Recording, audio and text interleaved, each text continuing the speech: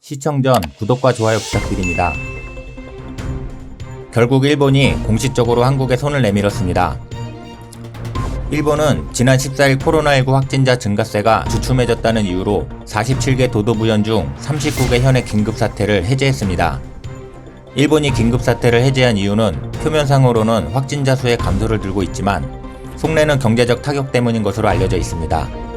긴급사태 선언 이후 일본의 743곳에 달하는 일본 기업이 무너지자 위기감을 느낀 일본은 국민의 안전을 뒤로 접어두고 긴급사태 해제를 발표했습니다.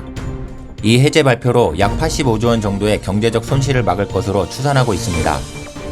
하지만 경제적으로는 손실을 줄였다 할지라도 일본이 코로나 사태를 해결한 것은 결코 아닙니다.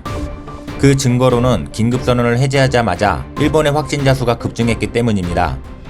긴급사태가 해제된 대부분 지역에서 14일 신규 확진자가 다시 100명대로 폭증했고 누적 확진자는 16,915명으로 뛰어올랐습니다.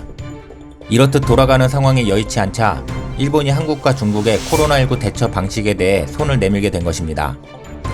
15일 한중일 3국의 보건장관들이 참여한 화상회의가 열렸고 그 회의에서 일본은 코로나19에 효과적으로 대응하기 위해 한국의 경험을 공유받고 싶다는 뜻을 밝힌 것으로 전해졌습니다.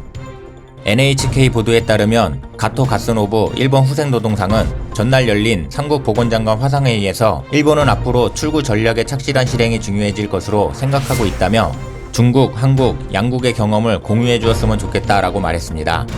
이어서 나온 발언에서는 일본을 코로나19 모범대처국으로 슬그머니 끼워넣는 모습도 보여주는데요. 한중일 3국의 최근 코로나19 감염자나 사망자 수는 유럽과 미국에 비해 억제돼 있어 세계로부터 주목받고 있다라며 일본도 코로나 사태를 잘 통제하고 있다는 식의 발언도 했습니다. 이날 회의에서는 3국이 치료제와 백신을 비롯한 코로나19 관련 지식과 정보를 자유롭고 투명하게 공유하자는 내용의 공동성명도 발표했습니다. 이로써 3국은 공동성명 발표로 인해 앞으로 지식과 정보를 공유해 나갈 것으로 보입니다. 하지만 자유롭고 투명한 공유는 어떨지 의심스럽습니다. 중국과 일본은 거짓 정보와 통계 조작으로 세계적으로 신임을 얻지 못하고 있는 상황입니다.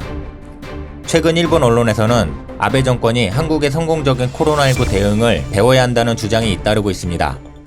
이런 여론과는 반대로 아베는 한국을 깎아내려 자신의 입지를 지키려는 노력에만 급급한데요.